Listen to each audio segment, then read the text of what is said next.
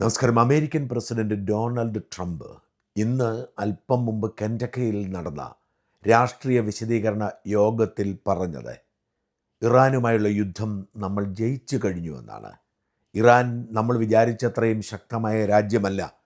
ഇറാന് ചെറുത്തു നിൽക്കാൻ കഴിയാത്ത വിധത്തിൽ പരാജയപ്പെട്ടിരിക്കുന്നു. യുദ്ധം വിജയിച്ചു കഴിഞ്ഞു. ഇനി അത് ഫിനിഷ് ചെയ്യാൻ കുറച്ചു ദിവസം കൂടി ബാക്കിയുണ്ടെന്ന് മാത്രം.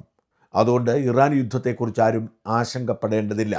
ഏറെ വൈകാതെ ലോകത്തിന് കൂടുതൽ സമാധാനം ലഭിക്കും. അത്തരം ശുഭവാർത്തകൾക്ക് വേണ്ടി കാതോർത്തിരിക്കുക എന്നാണ് പറഞ്ഞത്. മാത്രമല്ല, ട്രംപ് പറഞ്ഞു എണ്ണവില ഉടനടി കുറയുമെന്ന്. ട്രംപ് ഇത് പറഞ്ഞ് അവസാനിപ്പിക്കുന്നതിന് മുൻപ് പുറത്തേക്ക് വരുന്ന വാർത്ത, ഏറെ നാളുകൾക്ക് ശേഷം എണ്ണവില ബാരലിന് $100 കടന്നുവെന്നാണ്. അമേരിക്കയിൽ ആഭ്യന്തര ഉപയോഗത്തിലുള്ള എണ്ണവില നേരത്തെ തന്നെ ഒരു ഗാലന് $3 കടന്നിരുന്നു. ഇത്തരത്തിൽ എണ്ണവില റെക്കോർഡിട്ട് കുതിക്കുമ്പോഴും ട്രംപ് പറയുന്നത് എല്ലാം ശരിയാണെന്നാണ്. ഓഹരി വിപണിയിലെ തകർച്ചയും തുടരുകയാണ്. യഥാർത്ഥത്തിൽ യുദ്ധം അവസാനിച്ചു എന്ന് ട്രംപ് പറയുന്നത് എന്തടിസ്ഥാനത്തിലാണെന്ന് ആർക്കും മനസ്സിലാവുന്നില്ല. അതിശക്തമായ തിരിച്ചടിയും പ്രതിരോധവുമാണ് കഴിഞ്ഞ 12 ദിവസവും ഇറാൻ നടത്തിയത്. ഇറാൻ്റെ മിസൈൽ ഡ്രോൺ ശേഖരങ്ങൾ അവസാനിക്കുന്നില്ല എന്ന് വ്യക്തമാകുന്ന റിപ്പോർട്ടുകളാണ് പുറത്തു വന്നത്. ബഹ്റിന് നേരെയും UAE നേരെയും ഇറാഖിന് നേരെയും ഒമാന് നേരെയും ഇന്നലെയും ഇറാൻ ആക്രമണം അഴിച്ചുവിട്ടു. 3 കപ്പലുകളാണ് ഇന്നലെ തകർത്തത്. എന്ന് വെച്ചാൽ ഇറാൻ ചെറുത്തുനിൽപ്പ് അവസാനിപ്പിച്ചിട്ടേ ഇല്ല എന്നർത്ഥം.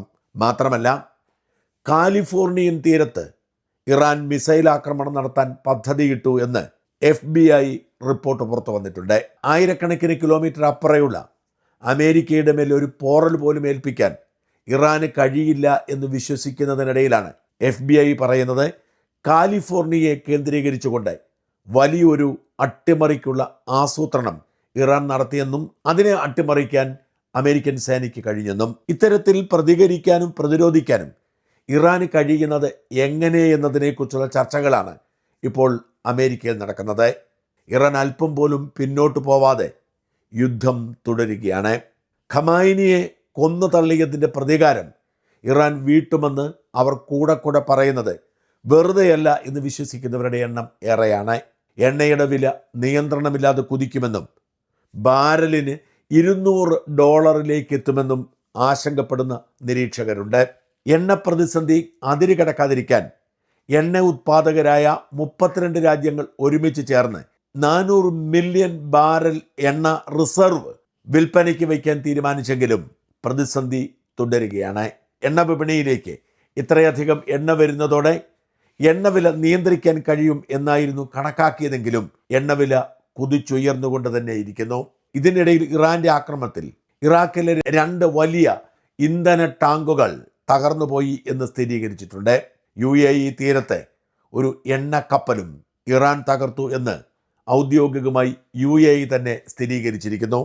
ഫെബ്രുവരി 28 തുടങ്ങിയ യുദ്ധം 12ാം ദിവസത്തിലേക്ക് കടക്കുമ്പോൾ ഏതാണ്ട് 13 കപ്പലുകളെ അപകടത്തിൽപ്പെടുത്താൻ ഇറാന് കഴിഞ്ഞിട്ടുണ്ട് എന്നത് ഞെട്ടിക്കുന്ന കണക്കാണെന്നാണ് അമേരിക്കൻ നിരീക്ഷകരുടെ വിലയിരുത്തൽ. ഗൾഫ് ഓഫ് ഒമാനിലും ഹോർമൂസ് കടലിടുക്കിലുമാണ് ഈ നാശനഷ്ടങ്ങൾ അത്രയും ഉണ്ടായിരിക്കുന്നത്. ഇതിനിടയിൽ അമേരിക്കയെ വരെ അതിശയിപ്പിച്ചുകൊണ്ട് മറ്റൊരു വലിയ ഡിപ്ലോമാറ്റിക് നേട്ടം ഇന്ത്യ കരസ്ഥമാക്കി. ഇന്ത്യയിൽ പ്രകൃതിവാതകത്തിൻ്റെ ലഭ്യത ഏതാണ്ട് പൂർണ്ണമായും അവസാനിക്കുന്ന സാഹചര്യമുണ്ടായതോടെ ഇന്ത്യയിൽ എമ്പാടും LPG സിലിണ്ടറുകൾ ലഭിക്കാതായി. LPG സിലിണ്ടറുകൾ ബുക്ക് ചെയ്താൽ 30 ദിവസവും 40 ദിവസവും മാത്രം കഴിഞ്ഞ് ഓർഡർ കിട്ടുന്ന സാഹചര്യം രൂപപ്പെട്ടു. നമ്മുടെ കൊച്ചു കേരളത്തിൽ പോലും ഈ പ്രതിസന്ധി രൂക്ഷമാണ്. പല ഹോട്ടലുകളും സിലിണ്ടർ ലഭ്യമല്ലാത്തതിനാൽ അടച്ചുപൂട്ടിയിരിക്കുന്നു. വാണിജ്യാവശ്യങ്ങൾക്ക് വേണ്ടിയുള്ള ഗ്യാസ് സിലിണ്ടർ വിതരണം ഏതാണ്ട് പൂർണ്ണമായും കേരളത്തിൽ പോലും തടയപ്പെട്ടിരിക്കുന്നു. ഇന്ത്യ ഗവൺമെൻറ് ആരും പാനിക്കാവേണ്ടതില്ല. 1 മാസത്തെ റിസർവ് ഉണ്ട് എന്നൊക്കെ പറയുമ്പോഴും പ്രതിസന്ധി രൂക്ഷമാണ്. ഈ പശ്ചാത്തലത്തിൽ യുദ്ധത്തിലുള്ള ഇറാനുമായി ഇന്ത്യൻ വിദേശകാര്യമന്ത്രി S ജയശങ്കർ ചർച്ച നടത്തുകയും ഇന്ത്യയിലേക്ക് അപകടമൊന്നുമില്ലാതെ പ്രകൃതിവാതകവുമായുള്ള കപ്പലുകൾ കടത്തിവിടാൻ ഇറാൻ സമ്മതിക്കുകയും ചെയ്തു. അമേരിക്ക അടക്കമുള്ള കപ്പലുകൾ കടന്നു പോകുമ്പോൾ ആക്രമിച്ച് മുക്കിത്താഴ്ത്തുന്നതിനിടയിലാണ് ഇന്ത്യയിലേക്ക് ഇന്നലെ മാത്രം 22 കപ്പലുകൾ കടത്തിവിട്ടത്. ഈ ദിവസങ്ങളിൽ അത് തുടരുമെന്ന് ഇറാനും കേന്ദ്ര സർക്കാരും സ്ഥിരീകരിച്ചിട്ടുണ്ട്.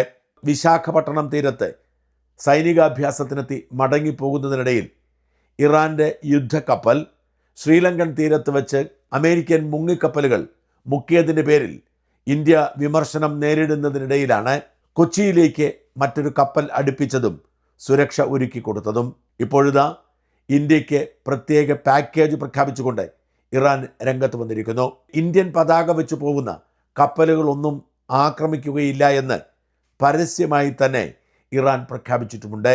ഇറാനും ഇന്ത്യയും തമ്മിലുള്ള വളരെ വ്യത്യസ്തമായ ബന്ധത്തിന് തെളിവായി മാറുന്നു ഇപ്പോഴത്തെ സാഹചര്യം. ഇത് ഇന്ത്യയെ ഗുരുതരമായ പ്രകൃതിവാതക വിതരണ ശൃംഖല തകരാറിൽ നിന്നും കരകയറ്റിയേക്കും എന്നാണ് റിപ്പോർട്ടുകൾ.